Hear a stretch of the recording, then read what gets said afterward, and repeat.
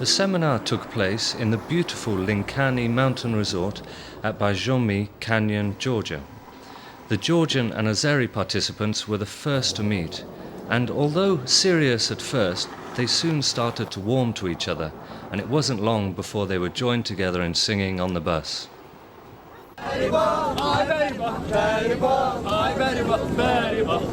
A little later, the guests from Armenia and Northern Ireland arrived. In the canteen, where all the participants gathered, they grouped themselves together based on their countries. A little unease was evident at this early stage. The first seminar started with the familiarization with the resort. All the participants seemed to agree on 2 points. The first, Bajomi, is absolutely beautiful. The second was that the famous Bajomi water had a very unpleasant taste and smelt awful. Once tasted, nobody returned to the spring for the rest of the forum. The seminar began with a warm-up session by the trainers from Northern Ireland, Matt Millican and Norma Ree. The initial game involved the guys changing and rearranging themselves into alphabetical order. It was a great and fun game and helped break down those personal barriers and any nervousness. The first goal is personal learning, that the individual young people on the programme come away with a greater sense of their own identity and a greater understanding of the identity of the other participant groups that are here for this week. After several hours, the guys were already making friends, chatting and lying around together on the floor as they compiled their hopes for the future. We hope that after finishing of this forum, the goal of this forum will be reached and all the participants will have the closer relations and all the stereotypes will be broken. I think at first we wrote hopes individually, and then we came back and wrote hopes together as a group. And many of the hopes that were repeated over and over again, and that I also wrote, was that to make new friends. My main hope was to learn a bit more about the different cultures and conflicts that from Azerbaijan, Armenia and from Georgia, and it was my primary hope, just to learn more about the conflicts and learn more about the culture, which I feel I already have done, and I intend to do a bit more over the next few days. The trainers from Northern Ireland started to work on creating the maximum confidence possible among the participants from the 4 countries. For tourists visiting Linkani, the sight of 22 blindfolded youths being led around by their pairs must have been slightly unusual. The participants really enjoyed the blindfolded walk, and during the break they didn't separate and group around their tribesmen like before. They all talked together and looked at the ancient temple situated high in the mountains. The mountain trip started just after lunch. First, the participants had to make a crossing of the River Kura. It was by an ancient and very wobbly bridge. The climb up wasn't easy, and although there was a little complaining, they soon reached the summit. It was a much expected moment, and everyone enjoyed the ruins of the ancient temple and the beautiful scenery of the Bajomi Valley. After taking a lot of photos, the guys hurried back in time for the evening meal.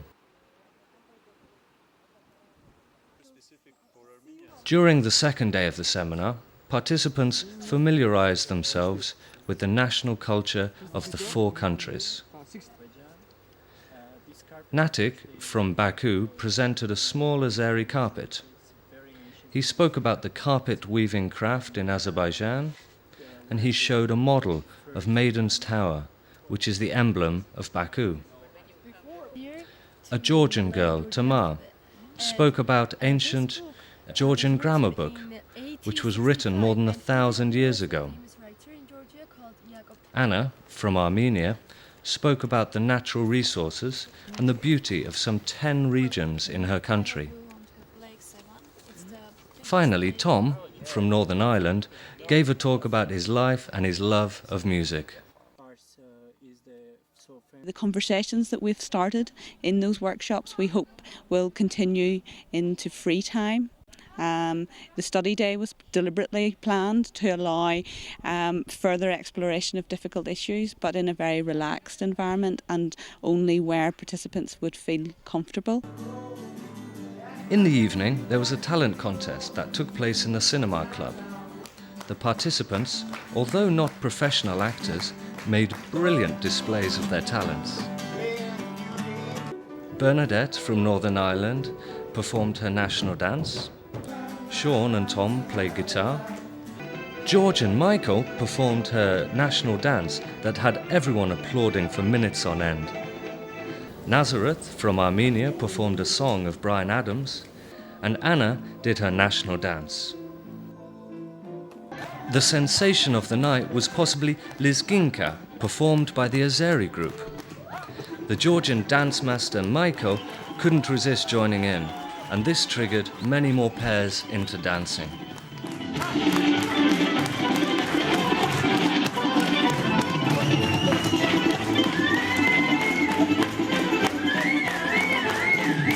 I like Georgian team's performance because they were very original and they were very professional. I like Irish dances. They're famous in the world, and I like Azerbaijani song "Jip Jip Jujalarim," and we are going to sing together tonight. I really liked the Georgian dance, the dance of the girl that was single dance, and the group dance with the candles. I loved that. I loved the Irish dance, and of course the Azeri dance and Anar with his knife. Everything was actually perfect. I liked the Georgian dancing, especially with the candles. It was very peaceful, and it was something different that we would never have seen back at home. It was very peaceful, and the candles and the way they moved silhouetted that they were peaceful and they wanted to come and join together. And at the end, when they joined together, it was really nice. The next day, the participants went to Gori. The goal of the visit was to go sightseeing to the ruins of an ancient town and to tour the house museum of Iosif Stalin. It gave one more chance for the participants to get each other more closer, to understand each other, to talk. To realize who are they, where they come from, to share the feelings, to share the knowledge, experience, to talk about the problems they have, to share the problems, to talk about the differences, to common backgrounds, what they have common, what are the differences between them, and I think it will help and it will support. Mutual understanding.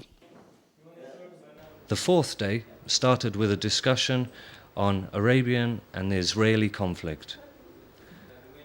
Murad Ismailov, a student of international relations at Baku State University, gave a talk on the Middle East conflict.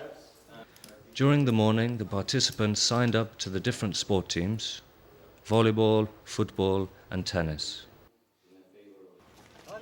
The Barjami weather was perfect for sport, as the sun was shining and a cool breeze blowing. The major event of the day was on the volleyball court. The winning team consisted of 2 Azeris, 2 Armenians, 3 Georgians, and 1 Irish girl. All the teams were really mixed, and there seemed to be no national support, but just support for the game and the players themselves. They were playing in teams, but the best outcome of that is that they were not playing in national teams. It was also some kind of mix international teams. So in one team they were representatives of all countries when playing football or volleyball, for example. So it was somehow connecting them, like making them to act together towards another team, though there was like no nation teams. So this moment was also very useful for their collaboration in this meaning. The next day was the culmination of the forum and involved a role-play discussion mimicking UN talks centered on the South Caucasus crisis. The main point, contrived by the trainers, was that the conflict, Armenia and Azeri, had resumed. The pipeline, Baku-Tbilisi-Ceyhan, was in danger, and the USA and Russia were at serious loggerheads. The participants acted as the heads of Armenia, Azerbaijan, and Georgia. Also included were representatives of Russia, USA, and Turkey, foreign ministers of affairs for France and Iran, and the World Bank representative. The participants were set a task to negotiate and settle all the conflicts and to sign appropriate agreements at the UN Security Conference. A young Irish girl, Angelina Good, headed the UN Council. Although the debate was excellent and many good points aired, an agreement wasn't reached. My training part was to simulate international politics as it is, and to look at how stereotypes, values, biases of public officials affect their decisions. Many people look at political leaders, public officials as rational actors, and when the crisis erupts, they don't understand why the crisis is getting escalated. But one thing about crisis escalation and conflict escalation is that people that are involved in decision making are not more rational than anybody else. They are just like people. They are human beings with their own stereotypes, with their own values, biases, as well as their own agenda, their own interests, some organizational interests and some private interests as well. And during the decision making, each would draw the issue, decision making, towards their own agenda, and that would in any future collaboration. So essentially we'll be taking on board some of their ideas and building them into our future Connecting Futures work. The official closing of the Linkani Forum took place in Tbilisi the same day. All the participants were given certificates and enjoyed the remaining few hours together. The Irish participants left for home at about 3 a.m. along with the Armenians, and finally the Azeris left the very hospitable Georgia on the evening of September the 4th. After returning back to their home countries, the participants continued the active communication by the internet. The Living Together program has made them such close friends, and so in the first few days back, everyone was a little depressed and missing their friends. But quickly, everybody went on to remember the joyful days in Linkani. Jokes, songs, dances, the volleyball, the different games.